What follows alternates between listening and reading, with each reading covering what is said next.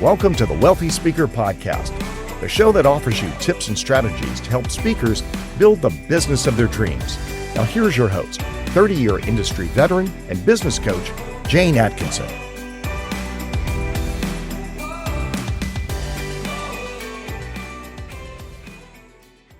Welcome everyone to the Wealthy Speaker Podcast. I'm your host, Jane Atkinson, and if you are new to us, welcome. I hope you'll find each and every episode worthy of your time. We really strive to make sure that it's never, ever time not well spent. Today, we are talking to a very successful speaker and the founder of Talkadot, Arel Moodie. Welcome to the podcast, sir. Oh my gosh. For anyone, if this is your first time listening to Jane's podcast, you've just discovered the Adele of the speaking industry. Every single thing is a hit. Every single thing is wonderful. And if you're returning, you know how good Adele's music is. So Jane, thank you for having me on the podcast. Oh, thank you so much. And I just want to say, you had me on for your Talkadot VIPs, and it was one of the most thorough, well thought out interviews that I have ever done. I was so impressed with all of your questions, and really it was an incredible interview. So thank you for your talent and what you've brought to the table from me in my world. I got so much great feedback about it. Now, for people who don't know, you have been in the speaking business for 18 years. Yeah. Tell everybody about your background and how you even landed in our fun industry. Yeah, so I've been speaking for 18 years, and I got interested in it through the college and high school market first. So I was a college student. I had a speaker who had came to my college, and I was just enamored. I was in love with. I'm curious, who was that speaker? So the very first speaker, I don't know who it was. Okay. I was not smart enough to go up to the person. I just remember the emotional feeling. But the second speaker who created that, what? Yeah. I did go up to, and I'm still in touch with. His name is Victor Antonio. Oh, I've had him on the podcast. I knew it would be somebody. So my first was Les Brown. We love talking about our first. Yes. To the industry, and it's like, what? There's like a motivational speaker out there. Oh my gosh! And you obviously said, I want to do that. Yeah. When I saw Victor, that was like the first one was kind of like the. Wait, what? This is what? And, but I wasn't like, oh, I'm going to go do this. But when I saw Victor, I was like, this dude's awesome. He's got swag. And it became that and I've told Victor this 1,000 times. I had a conversation with him afterwards, and he was the one who said, hey man, you have a great, I grew up in the projects on welfare. I had overcome that, got into college, president of 4 organizations. He was like, you figured out how to go from a tough situation, be successful as a student. You could teach other students what you did. And at the time, it's maybe not so much true anymore, but at the time he was like, you could do it as a big brother. I can only do it as a father figure. I'm a little bit more father figure than I am big brother because I've been in the game for a long time. But that was the confidence I needed to get started. And I started in the college space. I started in the high school space. And then I've done things in Department of Education with Gear Up. I've done stuff with Department of Labor, with workforce development organizations, Workforce Innovation on Opportunity Act, WIOA, which is great. There's government space, and now do a lot in the association space and a lot more professional development. But yeah, that's how it happened. What was your first topic that you took out to students? I'm so curious about this because really growing up in your situation and becoming this all-star student, incredible journey. Yeah, thank you. So it was actually I was wondering, I don't know if I have it laying around here. It's the first title was the first title of my first book, which eventually came out 4 years after the speaking engagement, but it was called Your Starting Point for Student Success. Oh. So my whole philosophy was there's no personal development books written for college students that I would want to read, right? It's got to be written for me in the way I'd want. So we went over 5 principles that will help you be successful as a student. And then I was always, what I was really big at the beginning and still kind of big at now is principle and action. So I think principles are universal. So you can give someone a principle and they can take that everywhere they go. But if you just give people principles, they don't know what to do next. So I give them actions, and it was all about the student lived experience. It was personal development. It was like, no one's responsible for your success except you. And then I showed them how to like go to office hours and how to like build relationships with teachers and that kind of stuff. Oh, that's so good. Yeah. Before Les Brown, Mhm. I hadn't read a book since college. I was not even at all interested in becoming motivated. And he took me on what's now been a 35-year journey in the speaking industry. I actually wrote to his office and said I wanted to come and work for him. I was living back in my hometown of London, Ontario, and he was in Michigan. And they Yeah. sent me back an order for him for all his products. So you missed out on me, Les, but we laughed about that probably 10 or 15 years later when I was Yeah. working down at the Speakers Bureau. We had a good laugh over that. I think this is just an incredible place that you've kind of started from and grown from. And at some point, you were seeing like a need in the industry for something. What made was there a problem that you were Mhm. trying to solve when you Yeah. first started Talkadot? And by the way, if you don't know about Talkadot, I'm going to give you a referral link because I want to make sure you get a free 30 days and some bonuses, some upgrades that you get at a discount after the fact. So Talkadot is Talkadot, by the way. And tell everybody what was the Yeah. problem that you were solving. So there's two kinds of speakers I typically see. There's celebrity speakers and there's content experts. I Okay. fall into the content expert category. So no one knows who I am. My name is not a draw, right? I'm not a Gary V. I'm not someone who's going to draw. When you're a content expert as a speaker, my lived experience is every single time I gave a speech, it was like I was starting from scratch all over again. How well I did last year does not indicate how well I'm going to do this year. And the reality was when I looked at my speaking calendar, it was always a mystery 3 to 6 months out. Like I envy those people who were like, oh yeah, I'm fully booked 2 years in advance. I'm like, but how though? But like, I don't know if I'm gonna eat in September and it's June, Especially in and the student market, right? oh man, especially in Mhm. that. And it was always this like hunting, kill, hunt, kill, hunt, hunt. I didn't feel like there was a lot of gathering happening. There wasn't a lot of there wasn't a lot of farming going on, if you will, right? Okay. And that was the kind of impetus for wanting to start Talkadot. The idea behind it was one, I hated doing a song and dance like a pony show when I had to convince someone to book me because they didn't know who I was, they didn't know anything about me.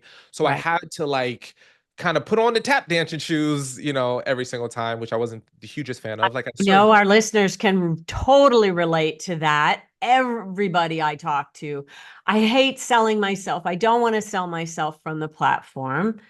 Continue.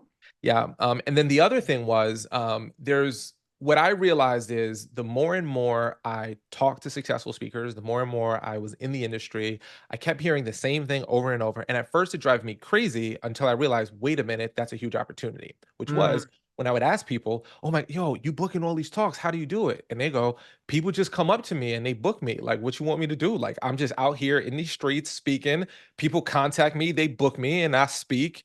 And I'm like, but how do you like what? And it would drive me crazy. But then I realized they're talking about stage side leads. What they're talking about is when you speak and there's people in the room, the challenge is most speakers are actually terrible at collecting all of the stage side leads. Of Hmm. course, when that person runs up to you, tackles you, gives you their card, but that's actually like a small percentage of the bell curve of people who will actually do it. Because I've Right. had so many experiences of being at a conference and like 2 hours later, someone going, oh, hey, you were the speaker earlier. I wanted to book you to speak. And I'm like, what if you didn't see me Yeah. randomly at the like cookie Right. place, Missed right? opportunity. Yes. All of the missed opportunity. And what I realized is I would speak at conferences, and that was a big strategy of mine. Speak at a conference, people in the room would book me to speak. But what I was doing, and I thought I was so smart, was I was like, hey, if you want to book me to speak, put your card in the bowl in the back of the room. But then I would have a bowl, and I have all these pictures back in the day of these huge stacks of cards, and Yes. everyone loves that until you got to digitize them, until you got to manually type them in or take pictures of them, or people write their name on a piece of paper because they didn't have a card and you can't read it. Yes. So the whole goal with Talkadot was to capture feedback data that actually gave quantitative data, what was the measurable impact of your talk, and Mhm. qualitative data, testimonials, to help make it easier to showcase your effectiveness, because that didn't exist before, and to Yes. capture all of the stage side leads so that the process is done for you and you don't have to do it yourself.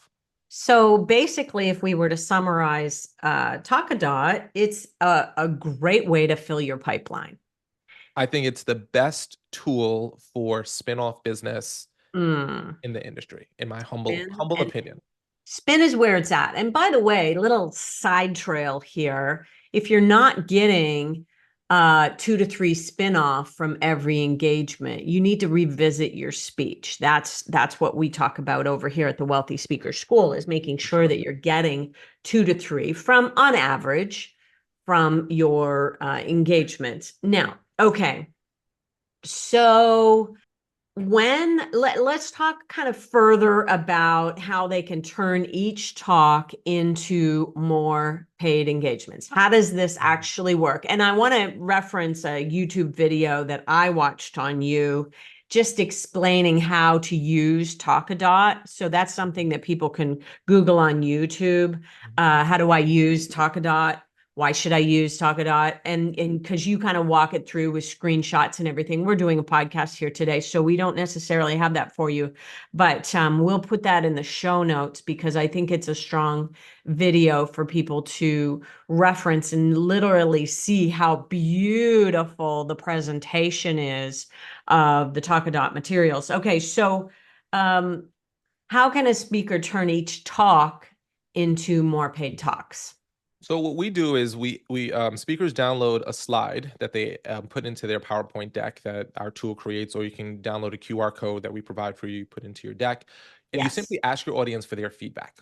And you say, "Hey, I'd love to know what you thought about this. Please give me your feedback." And as a thank you, as an exchange for that feedback, you can Yes. automatically deliver them a video, a PDF, some part of some value. Now, Yeah. the reason why this start is so important is because most clients will dislike if you sell from the stage, but Yes. they like feedback. They want Yes. data. They want that. So by you doing that and getting them, and we get 60 to 80% of the audience with the way our data is, our feedback is Yes. set up. I've seen that with my clients. So they get a lot more feedback. So the client's happy. But in our questions, when we're asking them, how effective the talk was and all that kind of fun stuff, we ask people if they book speakers. Now, if they say no, we skip any other lead generation question. Mm-hmm. But if we say yes, we then qualify them. Well, would you like to book a rel?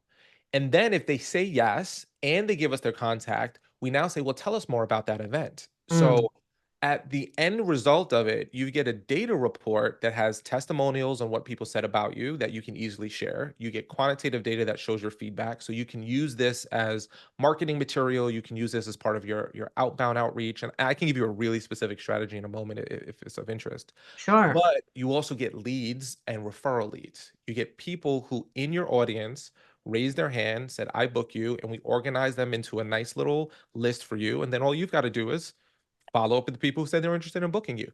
There's no more lines of people. There's always that long talker who talks to you at the end of your talk who doesn't realize there's people behind them. And some Yes. people kind of get antsy and walk away. Before you're off stage, you've got everyone in your audience who wants to book you to speak and everyone else's email address. So you can build your list, which is a whole other thing, which speakers are terrible at doing. So people do love to give their feedback, and that might be a reason why a percentage of those people will actually take the time and fill it out. It only takes what, 2 minutes maybe to fill Minutes. this Yep. out. But one of the things that we talk about at the Wealthy Speaker School is really dangling a strong carrot. And in this case, it would be the thank you gift. And so, what do you encourage? How do you encourage people to like sell the carrot? Because you want to get the 60 to 80% feedback. You want to be able to get a really good number from these people. And I know we don't want to sell from the stage. So I really like the angle of selling it with feedback as the goal. We're going to give you this really amazing video on something that they really, really want, or we're going to give you a quiz or a tool, or talk a little bit more about the gifts that you have found to be the most effective. There's two categories of gifts that work the best. One is Okay. super easy and one takes a little bit more time. It depends on which one you want to do. They're both equally effective. The easiest thing to give away is a copy of your slide deck, a summary of your presentation, or a video summary. So I do a one-page summary or a video summary or a copy of your slide deck. And the way Okay. that I position it is that at the beginning of my talk, and what I recommend speakers to do is say, hey, by the way, if you like to take notes, please go ahead and do so. But if you're like me and you don't like to take notes, don't worry. At the end of my presentation, I'm going to give you access to everything that we covered here today. Awesome. I So like that. yeah, because what happens is most people put their pens down. And Okay. then if you say good stuff, they're like, "Ugh, I wish I wrote that down." But you know what? He's given me the information. And then when I go, "Hey, remember when I said I'd give you all the information? Well, I want to give you access to everything we talked about today in, the form of my slide deck or video." And the way that you can get that is by letting me know what you thought about this presentation. Okay. So what is the percentage that you might get in terms of feedback with slide deck? Do you know Um, that number? yeah, I mean, that's the 60 to 80%. Okay. When All I right. say 60 to Fair 80%, enough. like that's the number one thing. And the reason why that's the best, I don't say the best, but the easiest, because it's Yes. typically you already did it. You You already already know. did it. It's Yeah, there. You're just, and you send it over as a PDF, I'm assuming, right? as a PDF. That's right. Yeah. As a PDF. Okay. What's number two? Number two is, what's the next step you want your audience to take because they heard you speak? Yes. Some speakers are very like, oh, that's my IP. I don't want to give away my slides. And that's cool. I respect it. Yep.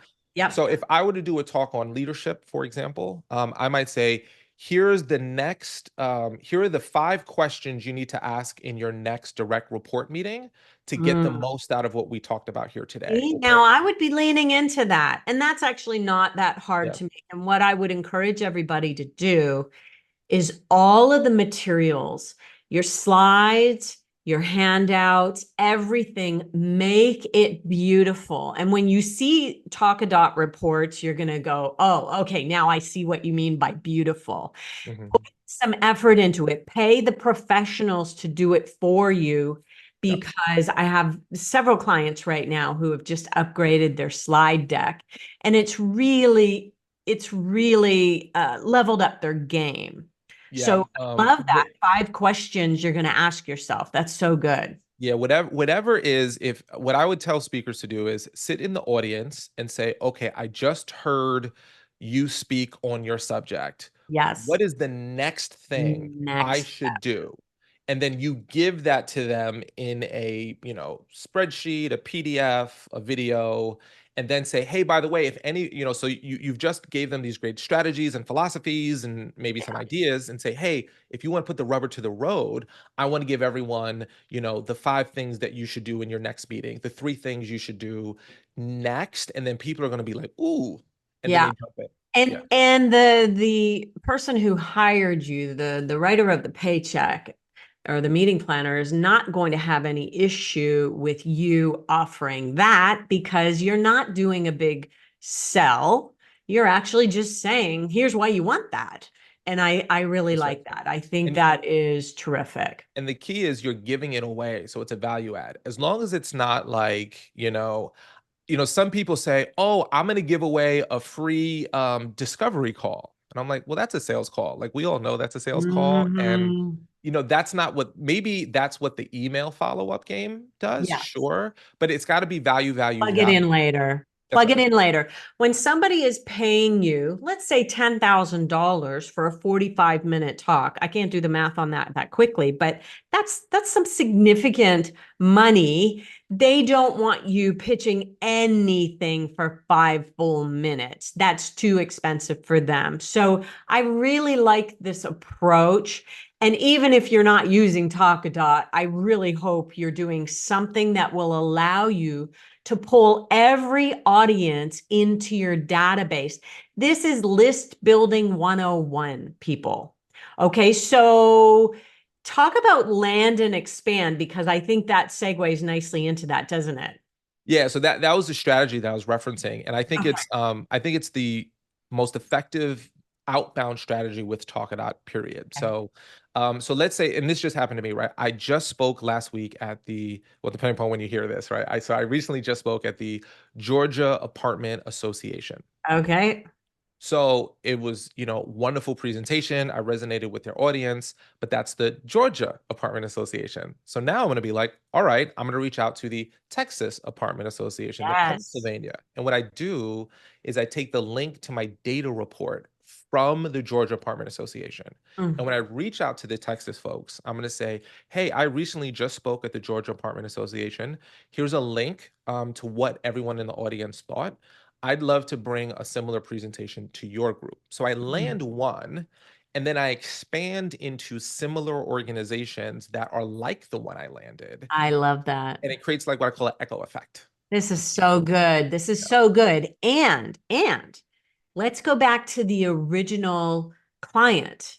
Mhm. You're also providing them with this beautiful report Yes. that shows them the percentage of how many people want to see you come back. And then you're able to tell the client, are you being topic specific about that? Or are you just saying, yes, I want to hear more from Arel? How does that work? Yeah, so the question is, that's kind of like our version of an MPS score, which is, do you want to hear from Arel again? Like, was this a Yes. good enough experience? So we're not right now like stratifying, if that's the right word, specific talks. It's more of, was this experience good enough that you'd want more? And then the speaker's job is to say, hey, we did this What? talk. Yes. 98% of the audience want to hear me speak again. We Yeah. should probably do this one because it's a good Yes. follow-up for them. Okay, that's so good. Yeah. Gosh, there's so many things. The other thing that I think Jen had mentioned, Jen, who leads our school, and thank you, by the way, for coming in and doing a session for the Wealthy Speakers School. They absolutely loved it and have been raving for weeks since.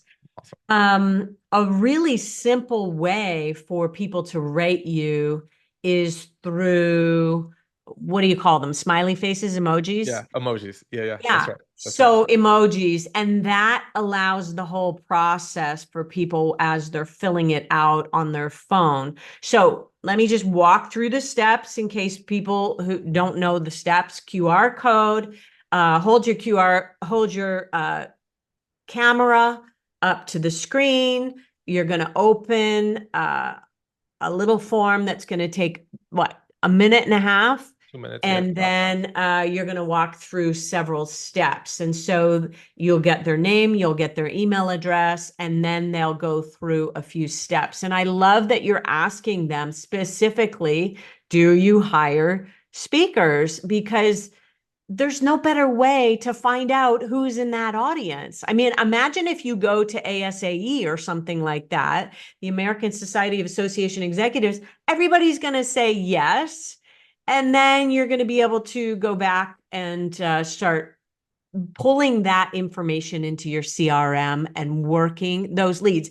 And can we just say, Arel, that's the most important part of this entire conversation is actually doing something with the leads. Yeah. It's so great you mentioned ASAE. So the reason I got the Georgia Apartment Association presentation is because I spoke at the Florida Society of Association Executives, the Yes. FSAE, and one of the people who was in the audience moved over to the Georgia Apartment Association. And so that's how this process works, right? Yes. But what you said is so big because we actually released a feature a few months back because people would get leads and they wouldn't follow up with them. They would just let them Yes. sit there. So now our system does two things. One, it sends an automatic email to everyone on your behalf. So you get at least one touch point. And you can do, if you have SpeakerFlow, CRM, we do a direct integration with them. We also have a Zapier integration.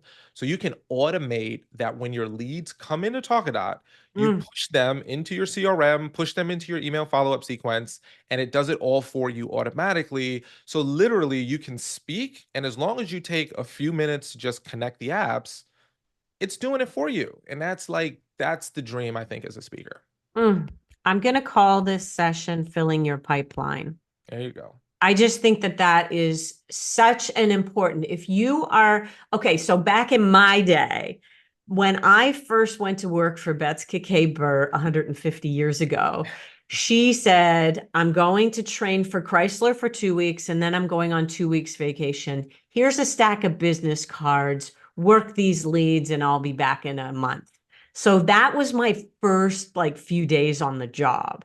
But I had listened to, I think, some Tom Winninger's Book It and Book It 1 and Book It 2, and I knew what to do with all those cards. But there are so many speakers who I know have shoe boxes full of cards that they have never done anything with. And that's why my speakers were always so successful, because we worked every single lead and not just like one outreach. We would have a series of things in place. So I'm assuming you can go in and customize the letter that they're going to get after they have signed up for this. Yes? Yeah, so the campaign mindset, which you just said, is key, right? So everyone's going to have a different campaign need. Everyone's going to have a different like message. So that's where we recommend connecting Talkadot to, MailChimp or, whatever you send emails with, and then you customize it so that it goes out until someone responds. We have a specific message that comes directly from us, which we actually, so one of the things that we do that a lot of people don't realize is we're constantly making adjustments and changes for our users so they don't have to. So for example, the email that we send out, we're tracking deliverability, we're tracking open rates on like hundreds of thousands of emails. So what that means for our users is they're getting the best, most a specific chance of getting into the inbox versus spam.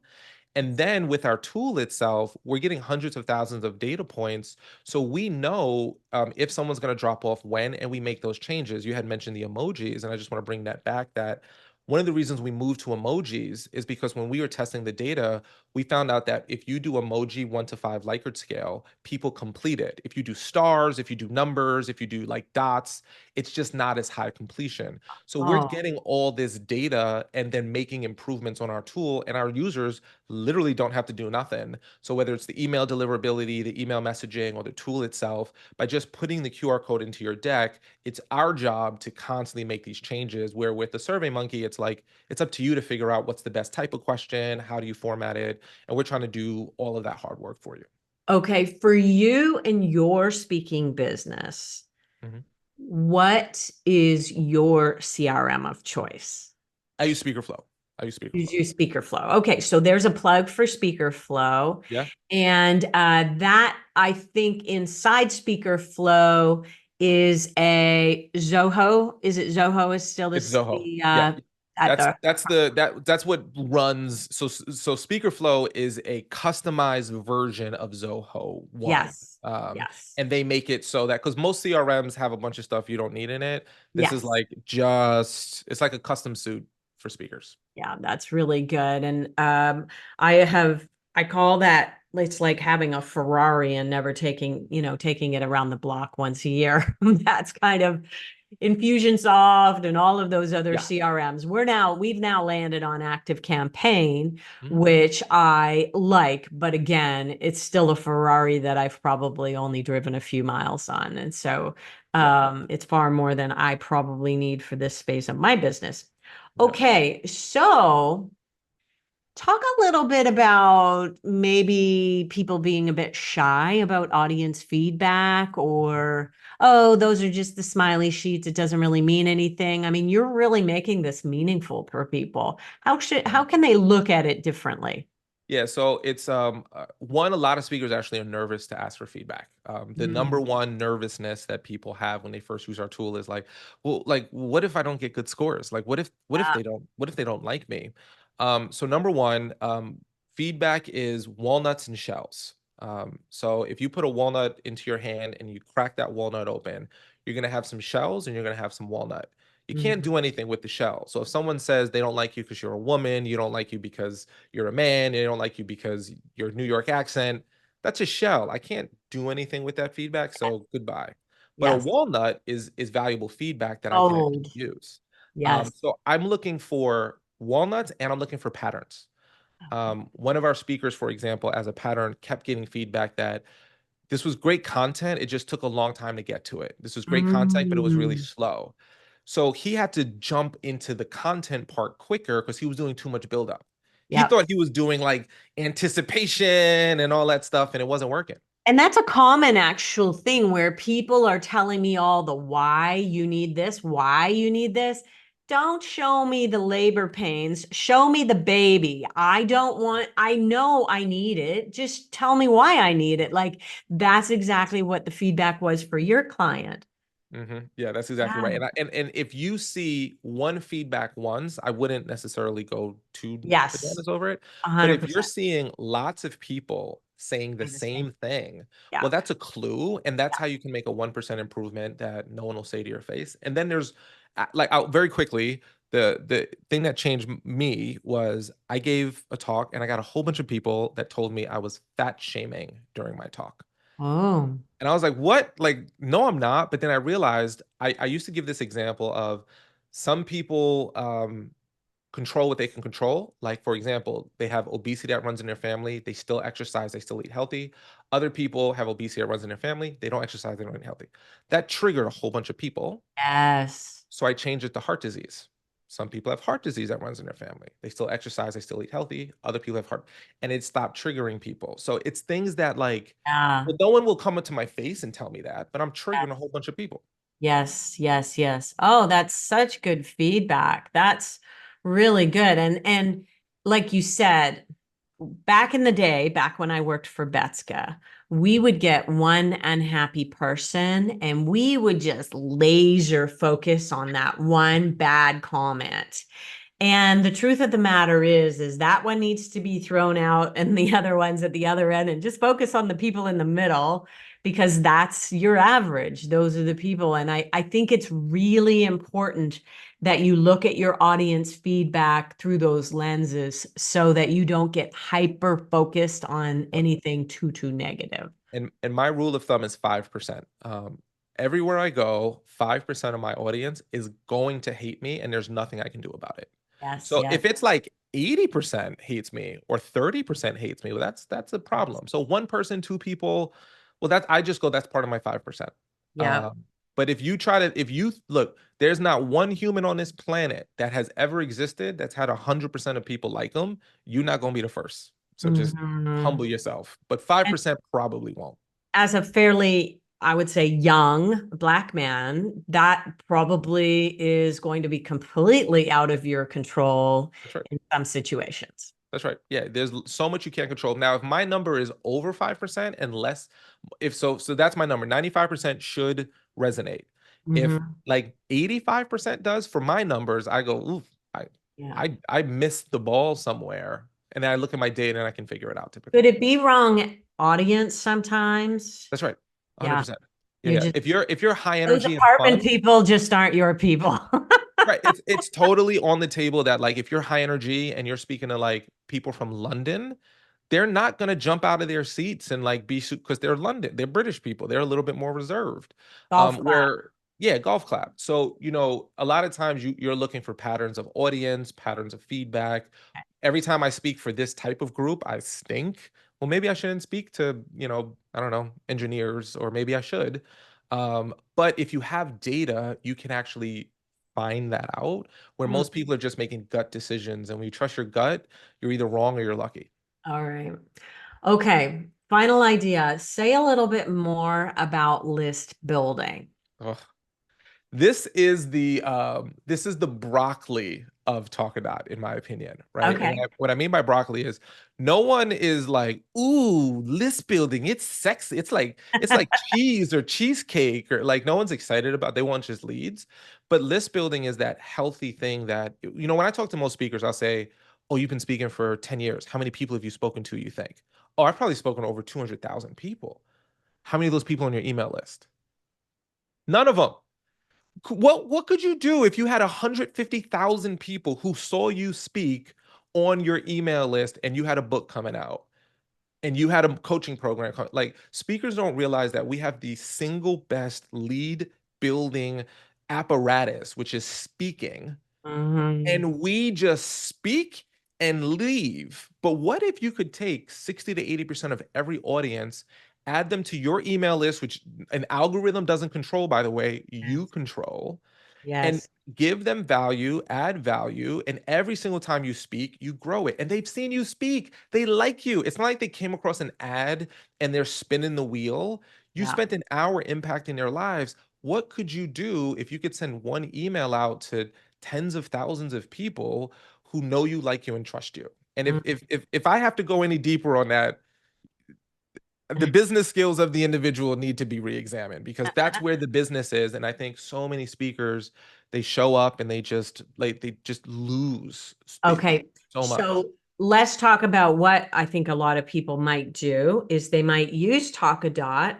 They might gather the information. They might have that first email go out to their person who filled out the form, and then they leave it there. Let's talk a little bit about nurture, because I have uh, an idea that, first you kind of need to indoctrinate them. You need to let them know really more about who you are. And then you've got to give them some good value. And every once in a while, we're going to ask for the sale people. And I would say that the majority of people have this beautiful, beautiful database, and it's just sitting there getting stale.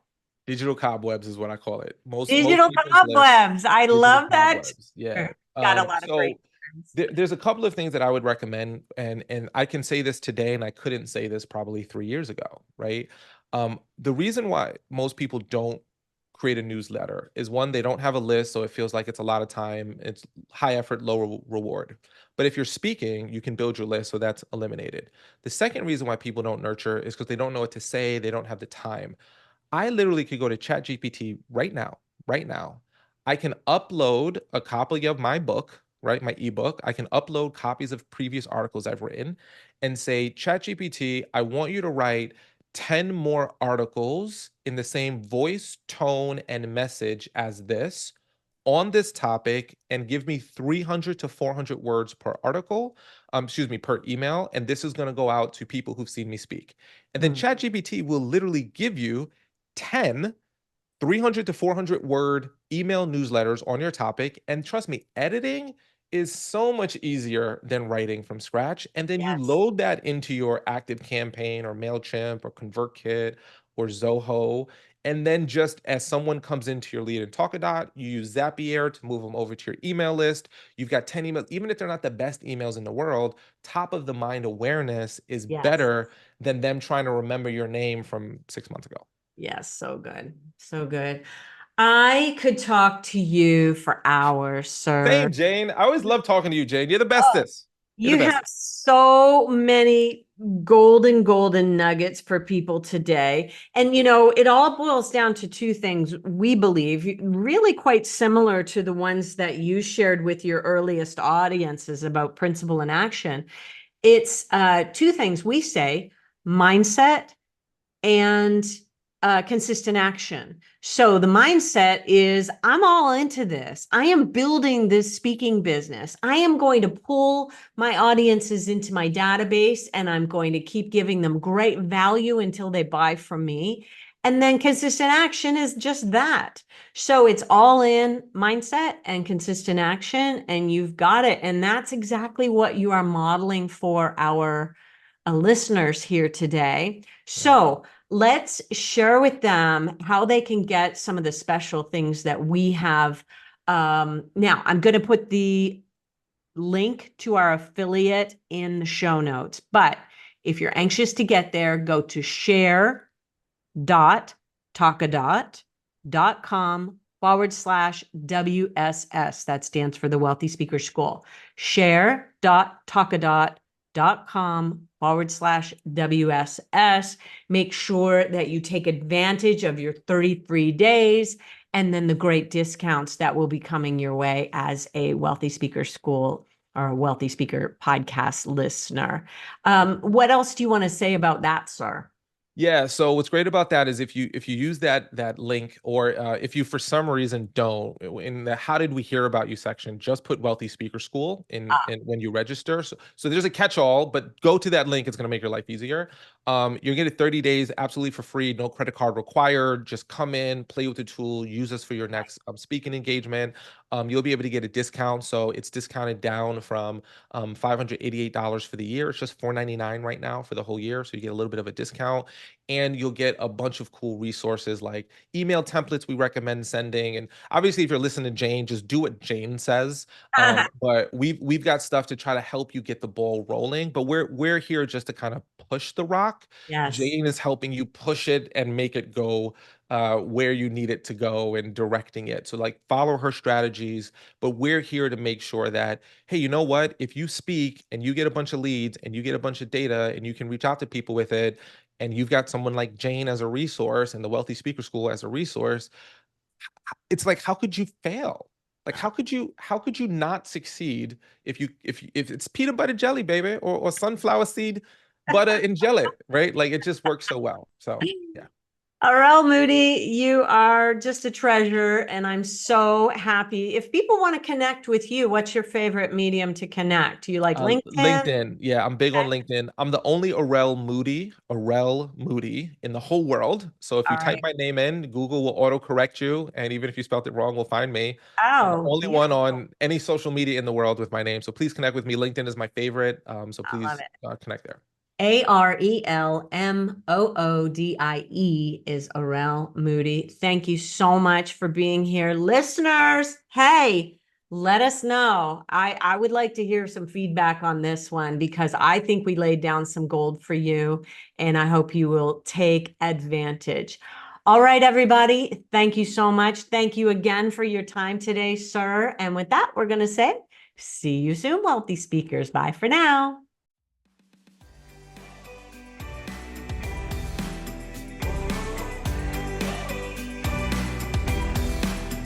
Thanks for listening to the Wealthy Speaker Podcast. If you need help building the speaking business of your dreams, head over to wealthyspeakerschool.com and take advantage of our 20-minute next step call. Thanks for listening to the Wealthy Speaker Podcast.